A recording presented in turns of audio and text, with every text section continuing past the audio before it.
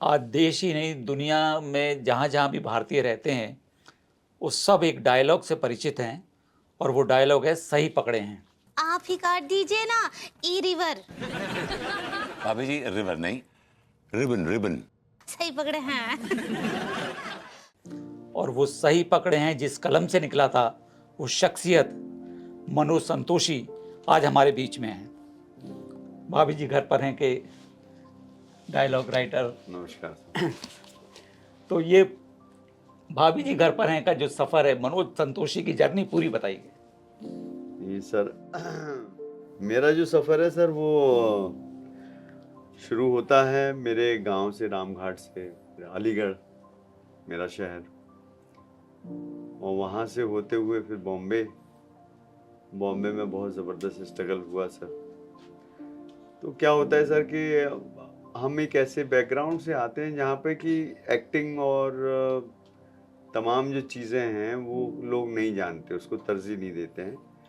यहाँ तो गांव में आप जानते ही होंगे कि ऐसा माहौल होता है कि जैसे ही बच्चा बड़ा हुआ तो उसको तुरंत जो है वो, भाई तुम जॉब पे लग जाओ या पढ़ाई कर लो। तो पढ़ने का तो हमारा बिल्कुल मन नहीं लगता था, पढ़ने में बिल्कुल फ्रैंकली बताएं सर। तो फिर हमारे हाथ में एक ऑप्शन दिया कि भाई अगर पढ़ नहीं सकते तो फिर काम करो। तो मैंने कहा काम, चूँकि हमारा जो फैमिली है वो बॉम्बे से काफ़ी सालों से जुड़ा रहा है। मेरे फादर फाइजर कंपनी में थे, सीनियर थे, बड़े अच्छी पोस्ट पर थे। तो उस ज़माने से, मेरे फादर के ज़माने से ही बॉम्बे से हमारा ताल्लुकात काफ़ी गहरा रहा। मैं जो है उस दौरान नहीं जा पाया था क्योंकि मैं तो पैदा भी नहीं हुआ था उस वक्त। और फिर फादर चले गए। फादर जो है वो, उनका देहांत हो गया, मदर का भी देहांत हो गया। तो अब जिम्मेदारियों, जो पहले जो माता पिता के जिंदा रहने पर जो हम अपने आप को सेफ फील करते हैं, उनके जाने के बाद हमको वैसा महसूस नहीं होता है, हम बड़े इनसिक्योर से हो जाते हैं। तो मैंने कहा अब क्या करेंगे। तो फिर हम बॉम्बे आए। बॉम्बे में आने के बाद में सर, चूँकि अब कुछ तो आता नहीं, क्योंकि इतनी पढ़ाई लिखाई भी नहीं की थी, 10th पास करके इधर आ गए, ज़्यादा पढ़ाई नहीं हुई थी। उसके बाद में ये हुआ सर कि हमें जो है वो, हमारे ब्रदर कैंटीन चलाते थे रिलायंस में। तो रिलायंस में कैंटीन चलाते थे, तो उन्होंने कहा कि भाई तुम्हें तो कुछ आता नहीं है, तो तुम कैंटीन में बर्तन साफ करो। तो हमने कुछ महीने जो है वहाँ बर्तन साफ किए। ब्रदर ने कहा कि चलो एक जगह है, तुम्हें वहाँ ऑफिस में लगा देते हैं, वहाँ पे तुम चाय पानी पिलाते रहना, अपना सीख भी जाओगे कुछ, और ये सब सारी चीज़ें। अच्छा, वहाँ पे हम जब काम करने लगे सर, तो वहाँ एक सज्जन थे, मैं उनका जिक्र ज़रूर करना चाहूँगा। उनका नाम था रफ़त रज़ा राही। तो बचपन से ही चूँकि मैं गाने का बड़ा शौकीन रहा हूँ, और माँ ने आवाज़ थोड़ी अच्छी दी है, लोग ऐसा कहते हैं। तो मैं वहाँ पे कुछ गुनगुना रहा था, तो रफ़त रज़ा राही साहब आए और उन्होंने हमसे कहा कि भाई तुम तो बहुत अच्छा गाते हो, तुमने थिएटर किया है कभी? जी। मैंने कहा ये क्या होता है? तो बोले ये थिएटर जो है, ड्रामा, स्टेज प्ले। मैंने कहा मैं तो नहीं जानता इसको। जी जी। बोले नहीं जानते हो तो तुम्हें सीखना चाहिए, क्योंकि तुम बहुत टैलेंटेड हो, और तुम यहाँ पर बॉम्बे में, मैं 2 लोगों को जानता हूँ, उनको जाके मेरा नाम ले देना, तो वो आपको सिखाएंगे। एक जिक्र किया सर उन्होंने गिरीश देसाई जी का, कि आप यहाँ जा सकते हैं, और दूसरा जिक्र किया उन्होंने नादिरा ज़हीर बब्बर। तो नादिरा ज़हीर बब्बर जो हैं वो मुझसे थोड़ा सा, जहाँ मैं रहता था वहाँ से थोड़ा दूर पड़ती थी। तो मैं भारतीय विद्या भवन में ही एक एकेडमी में मैंने एक्टिंग का सिलसिला शुरू किया। अब मैं ये बिना घर वालों को बताए कर रहा था। अब जैसे हमारे घर वालों को, मतलब मेरे ब्रदर लोग को पता चला, तो उन्होंने कहा कि भाई तुम्हें हीरो वीरो बनना है तो फिर यहाँ पे नहीं चलेगा, अगर तुम्हें मतलब काम करना है तो तुम करो, लेकिन मैं हीरो नहीं। तो मैं कुछ ऐसा तल्ख मिजाजी उनके साथ हो गई कि मैं अपने थैले को लेकर के, उसमें एक जोड़ी कपड़े थे और मैं सीधा लेके निकल गया, घर छोड़ गया। विद्रोही हो गया, विद्रोही विद्रोही हो गया। तो वहाँ पे सर फिर ऐसी मुश्किलात आई कि 3.5 साल तो मैं बहुत परेशान रहा सरवाइव करने के मामले में। सही मायने में स्ट्रगल में उस चीज़ को मानता हूँ सर कि बम्बई में सरवाइव कैसे किया जाए। स्ट्रगल उस चीज़ को नहीं कहते कि आप ऑफिसों के चक्कर काट रहे हैं, वो तो ठीक है। एक आपको वहाँ पे आपके साथ कोई चॉइस नहीं, मतलब आपकी चॉइस है वो कि आपको अगर इस फील्ड में जाना है तो आपको ये तो करना ही पड़ेगा, यानी जाना पड़ेगा, ये काम का हिस्सा है। उसको स्ट्रगल नहीं करते कहता मैं। स्ट्रगल तो वो है जो आप पर थोपा गया है, लाइफ ने थोप दिया आपके ऊपर कि आपको सरवाइव करना है बॉम्बे जैसे शहर में। तो ये अपने आप में बहुत बड़ा स्ट्रगल था कि मैं रहने के लिए मेरे पास घर नहीं, छत नहीं, भाइयों का घर छोड़ दिया और इसके अलावा जो है खाने पीने के लिए कुछ वो नहीं, मतलब जो है एक जॉब उस दौरान जो मैं कर रहा था वो 800 रुपए की जॉब थी। तो उसमें क्या, वो एक कहावत है, नंगा खाएगा क्या और निचोड़ेगा क्या, वो नहाएगा क्या और निचोड़ेगा क्या। जी। तो उसमें 800 रुपए में कुछ होता नहीं था। तो लेकिन मैं थिएटर का इतना दीवाना था कि मैं थिएटर छोड़ नहीं सकता था। तो शाम को जब थिएटर छूटने के बाद लोग अपने अपने घरों को जाते थे तो मैं सोचता था मैं कहाँ जाऊँ। तो बॉम्बे सेंट्रल का वेटिंग रूम में तकरीबन मैंने 30 रातें तो वहाँ गुजारी। मैं सो जाता था क्योंकि मैं चेकिंग वगैरह नहीं होती, रात को सो जाते हैं उन्हीं लोगों के साथ जो मुसाफिर लोग रहते हैं जी। तो ऐसा सिलसिला 1 महीने तक चला। उसके बाद में मेरे एक दोस्त हैं, उन्होंने वो घर लिया एक भाड़े पे, किराए पे, और उन्होंने कहा कि भाई तुम यहाँ पे रह सकते हो। मैंने कहा भाई मेरे पास पैसे नहीं है देने के लिए। तो बोले कोई नहीं, धीरे धीरे आ जाएंगे।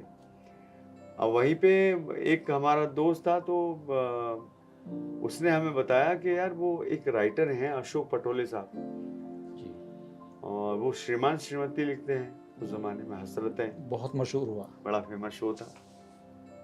उन्होंने कहा कि अशोक पटोले साहब जो हैं वो उनकी हिंदी थोड़ी सी जो है गड़बड़ है, तो वो लिखते हैं। तो आप एक काम करें कि फेयर राइटिंग के साथ साथ आप उनके जो शब्दों का वो जो भी वो इस्तेमाल करना है तो वो आप थोड़ा उनको गाइड कर देंगे क्योंकि आप हिंदी भाषी हैं।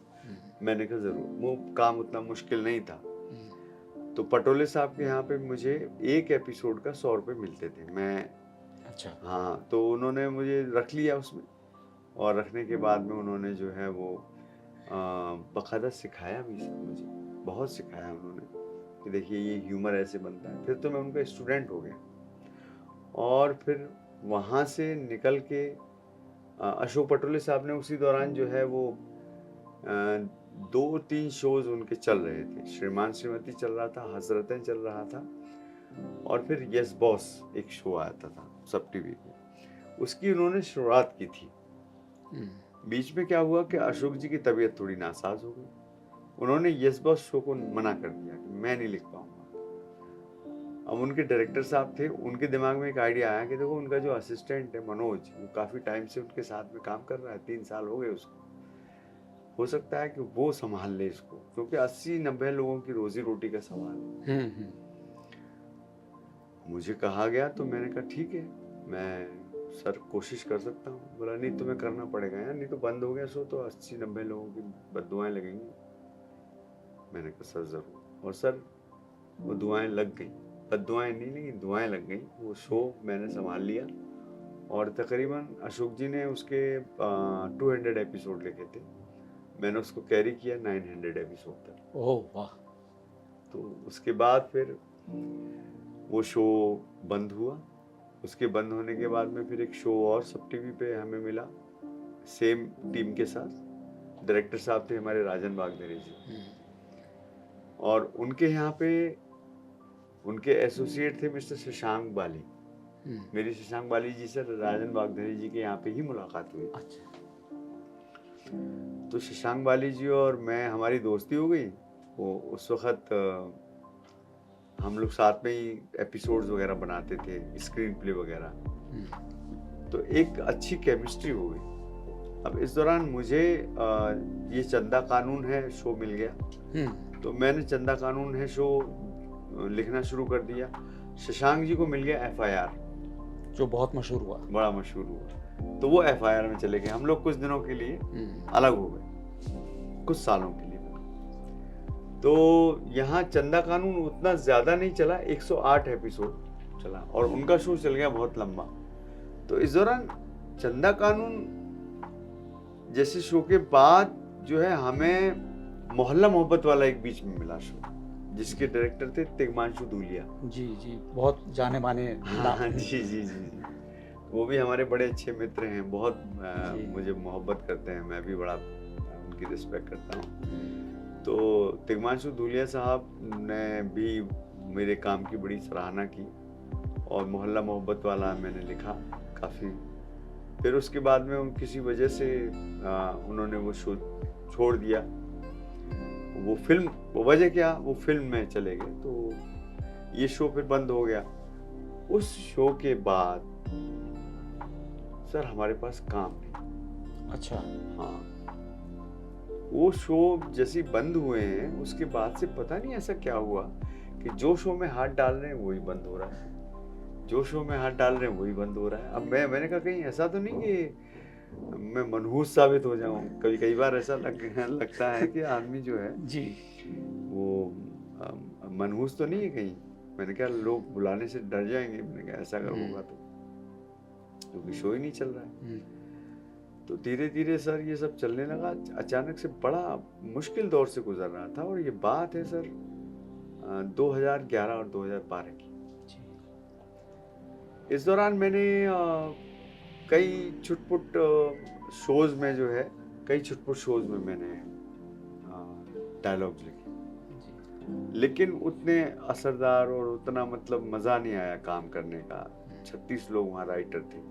बालाजी टेलीफिल्म में भी मैंने काम किया काफ़ी, लेकिन one of the dialogue writer था, तो वहाँ से भी छोड़ दिया मैंने, क्योंकि वहाँ पे ऑलमोस्ट 24 घंटे काम होता था, तो रेस्ट मिलता नहीं था हमें बिल्कुल भी। तो हमने कहा हमारी सेहत भी खराब हो जाएगी। तो वो बड़ा ख़राब दौर था सर हमारा, जब 2011-12 की बात है ये। तो एक दिन जो है मुझे ZTV से फ़ोन आया, ZTV से फ़ोन आया, और ZTV वालों ने जो है मुझे कहा कि आपसे डोरिस बात करना चाहते हैं। डोरिस डे जो है वो नया चैनल खुल रहा था, NTV उस टाइम जी, तो उसकी वो प्रोग्रामिंग हेड थी। तो डोरिस डे के साथ में मैंने, वो राइटर थी बेसिकली, तो वो स्क्रीन प्ले लिखती थी, मैं डायलॉग लिखता था एक शो में, और शो का नाम था ये इश्क है। ये स्टार 1 पे उस टाइम पे आता था, तभी से हमारा परिचय था, और वो मेरी कॉमेडी से बड़ी मुतासिर थी। तो उन्होंने उसी चीज़ को मद्देनजर रखते हुए मुझे बुलाया, मुझे कॉल किया उन्होंने कि मनोज जी आप आइए, मैं आपसे मिलना चाहती हूँ एक नए शो के सिलसिले में। मैंने कहा अच्छी बात है, ZTV से फ़ोन आया तो भाई। अब उस दौरान क्या था सर, चैनल पे चैनल खुल रहे थे, बंद हो रहे थे। चैनल पे चैनल मतलब देखा हमने, सोनी लिव और ये फलाना कई सारे चैनल थे जो खुले, NDTV इमेजिन और ये सब, वो तुरंत बंद भी हो जाते थे, मतलब कोई चल नहीं रहा था। अब मैं वहाँ पहुँचा तो उन्होंने वही जिक्र किया कि ZTV एक नया चैनल, एंटरटेनमेंट चैनल खुल रहा है। तो मैंने कहा अरे बाप रे, मैंने कहा नया तो नया ही होता है। तो बोले देखिए हमने क्या है, हमारे स्लॉट सारे भर चुके हैं, हमें एक चाहिए था कॉमेडी का स्लॉट। तो हमने तमाम लोगों से बातचीत की, लेकिन कोई हमें उतना इम्प्रेस कर नहीं पाया। तो हमारे जहन में एक आइडिया है, क्या, मैं एकदम ईमानदारी से बताऊंगा। उन्होंने कहा कि हमारे दिमाग में श्रीमान श्रीमती है, इसकी बीवी उसको पसंद है, उसकी बीवी उसको पसंद है। सही मायने में श्रीमान श्रीमती वही था उस जमाने का, और वो थोड़ा अर्बन था जी।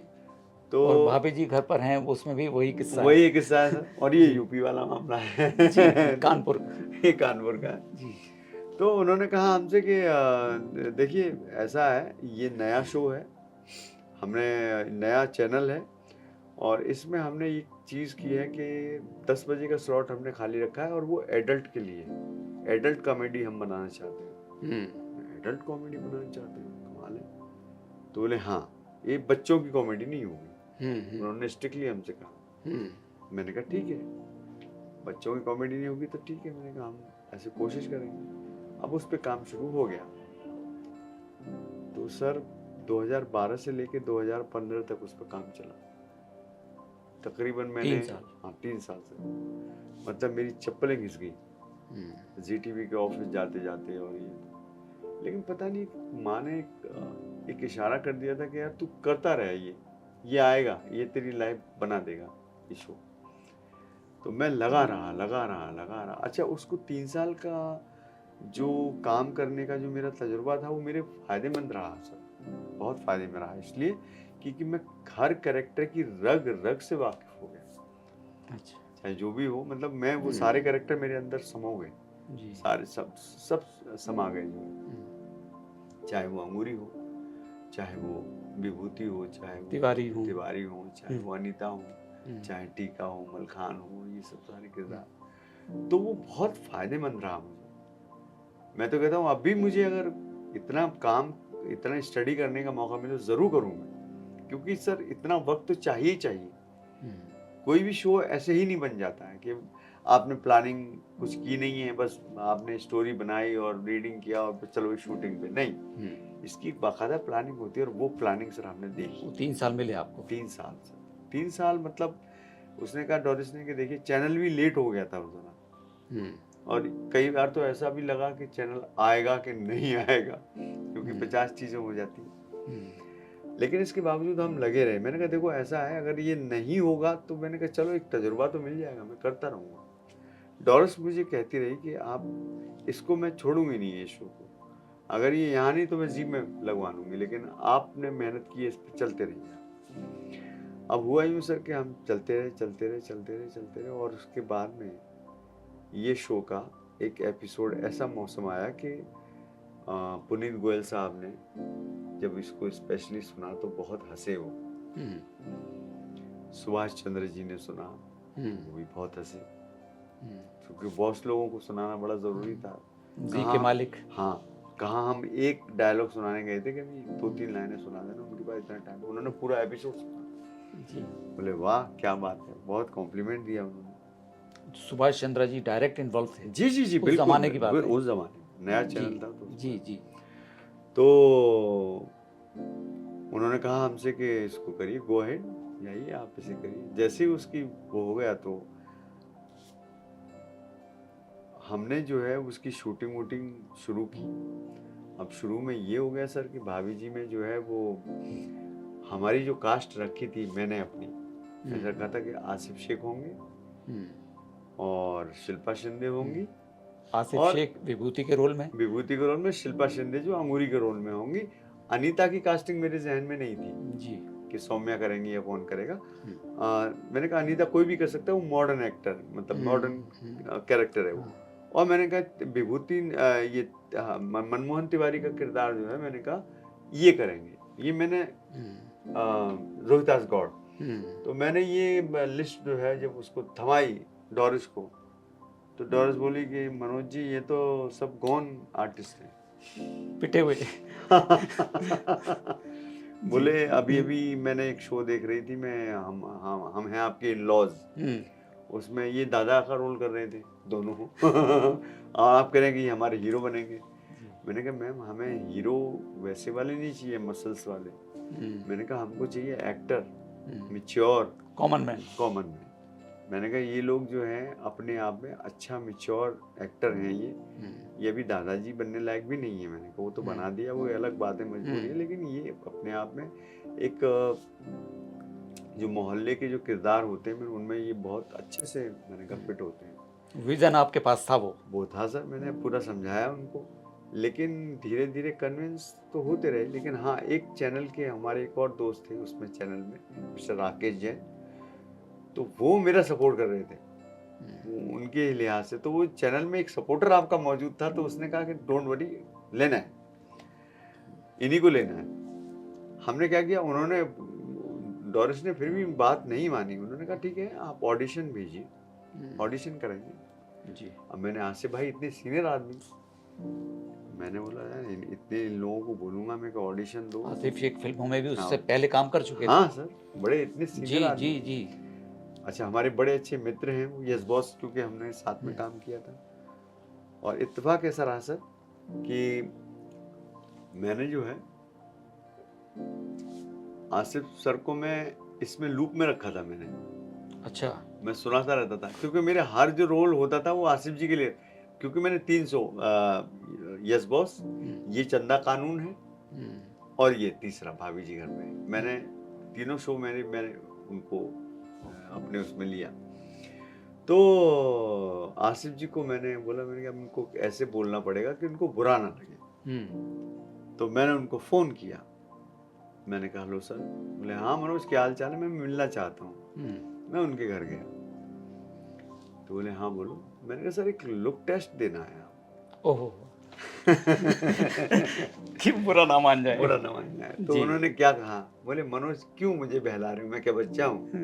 अरे ऑडिशन देना ये बोलो ना, मैं आर्टिस्ट तो दूंगा ना ऑडिशन, इसमें क्या प्रॉब्लम है? अच्छा। आ जाऊंगा कल, कितने बजे कहाँ आना है? मैंने कहा sir I am sorry sir, लेकिन वो चैनल वाले बोले हाँ कोई प्रॉब्लम नहीं है यार। मैंने कहा ऑफिस में, एडिट 2 के ऑफिस में। बोले ठीक है मैं आ रहा हूँ। तो ऑडिशन हुआ सर उनका, और गजब ऑडिशन हुआ। शिल्पा शिंदे का ऑडिशन हो गया और दोनों का हमने एक साथ भी ऑडिशन कर लिया, भाभी जी और उनका विभूति का। और उस पर मैंने कुछ विशेष ध्यान दिया। बाकी और भी ऑडिशन आए, अच्छे एक्टर आए, सारी चीजें, लेकिन सब अमेच्योर टाइप के मामले थे जी। और रोहित भाई का भी लिया हमने ऑडिशन, उनका भी हमने चैनल में भेजा। अब इस बात को तकरीबन 1 हफ्ता हो गया, कोई जवाब नहीं आया वहाँ से। मैंने कहा भाई क्या हो रहा है, अभी तक तो कोई जवाब नहीं। हमारे प्रोड्यूसर थे जब तक, मिस्टर संजय कोहली साहब और विनय फिल्म, ये लोग भी जुड़ चुके थे। मतलब चैनल ने इनको सिलेक्ट कर लिया था एज प्रोड्यूसर कि भाई आप किनके साथ काम करेंगे। मैंने कहा कंफर्टेबल इनके साथ हूँ, एडिट 2 के साथ। तो बोले चलिए। तो फिर टेक ओवर कर लिया कोहली साहब ने, संजय कोहली साहब ने। तो संजय कोहली साहब भी इस चीज़ को लेके बोले यार काफ़ी टाइम हो गया, ये अब कोई रिप्लाई नहीं आ रहा है यार, कैसे, पता नहीं क्या चाह रहे हैं ये लोग।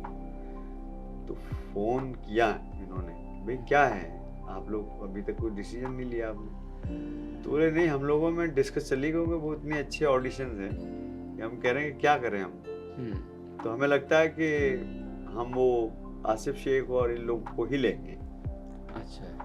तो जो पहले दुविधा थी जो पहले वो खत्म हो गई। फिर भी डिस्कशन चल रही थी चैनल में, ऊपर बात करनी है ये, क्योंकि उनके ऊपर भी लोग हैं, उनको जवाब देना है। अब हुआ यूं सर के उन्होंने कहा कि गो विद देम, आप इनके साथ शूट करिए सेम कास्ट के साथ।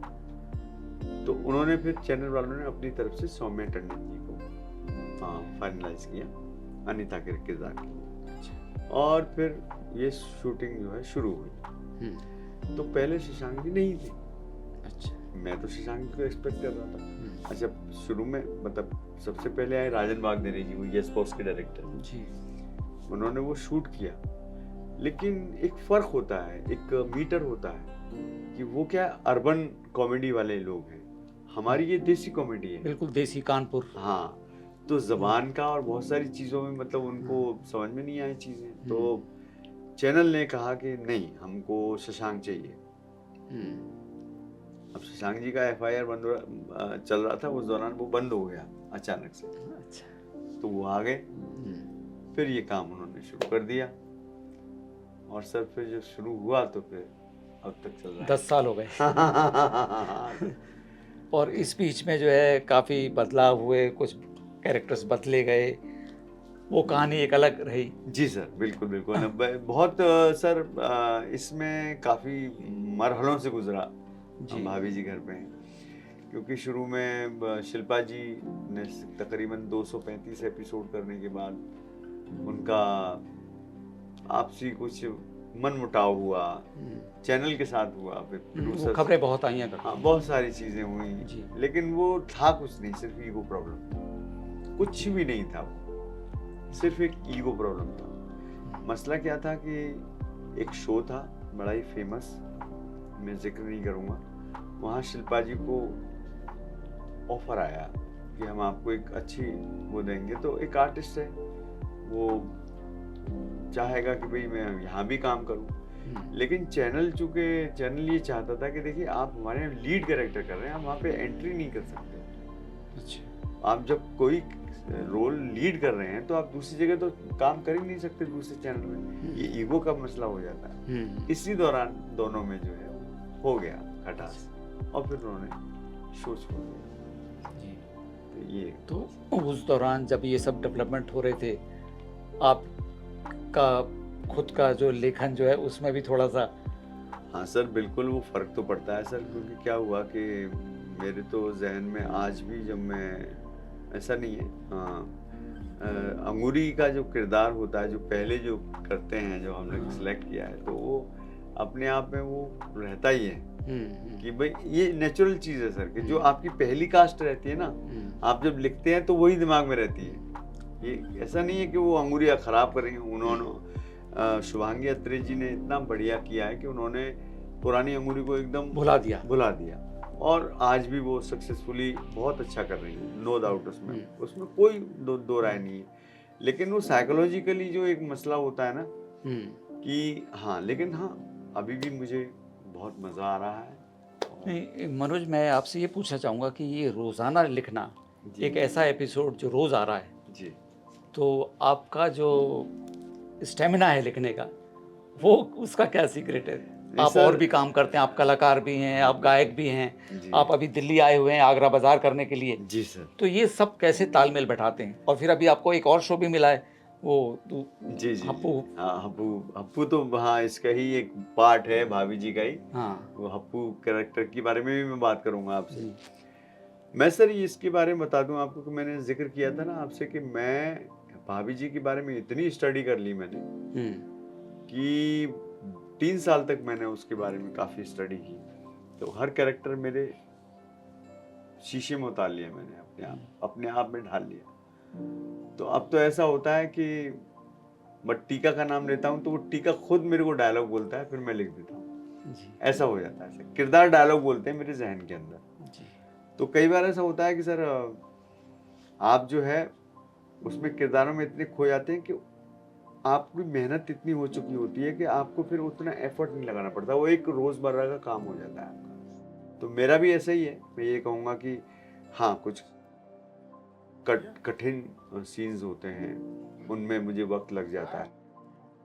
कई बार डिस्कशन, हमारी जो टीम है, क्रिएटिव टीम, जैसे हर्षदा दीदी हैं हमारी, शशांक बाली जी हैं, मैं हूँ, संजय कोहली जी हैं, हम लोग मिलकर के डिस्कशंस करते हैं, प्लॉट डिस्कस करते हैं, प्लॉट को कैसे फोड़ना है, क्या क्या इंटरेस्टिंग सीन्स निकालने हैं, वो बड़ा इम्पोर्टेंट होता है। जब वो अच्छे से फूट जाता है तो फिर हमारे पास सीन्स जब आते हैं डायलॉग्स के लिए, तो उनको लिखना बड़ा आसान हो जाता है हमारा, क्योंकि हमारे जहन में पहले से ही सारी चीज़ें भरी रहती हैं। तो मैं किसी भी कंडीशन में हूँ, क्योंकि मैं हॉस्पिटल में भी था तब भी मैं लिख के भेजता था। जी हाँ, अभी आपने बताया कि आपको थोड़ी लिवर की प्रॉब्लम हो हाँ, गई थी, जी जी जी जबकि आप पीते बिल्कुल नहीं हैं। बिल्कुल।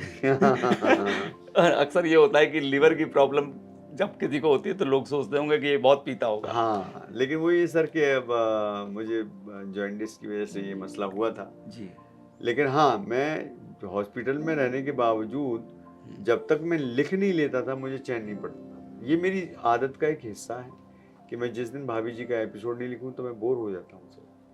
तो वो मेरी रोज़मर्रा की ज़िंदगी, जैसे मुझे भूख लगती है वैसे ही मुझे भाभी जी के एपिसोड भी लिखने होते हैं, जैसे प्यास लगती है वैसे भाभी जी का एपिसोड लिखना होता है। तो मेरे एक रूटीन में शामिल हो गया सर। काम कभी नहीं लगा सर मुझे। मनोज, अभी आपने बोला कि कैरेक्टर आपके अंदर उतर जाते हैं और वो लिखवाते हैं आपसे। जी सर। तो जब टीका मलखान में से मलखान चले गए अचानक इस दुनिया को छोड़ के, हाँ सर। तब क्या हुआ?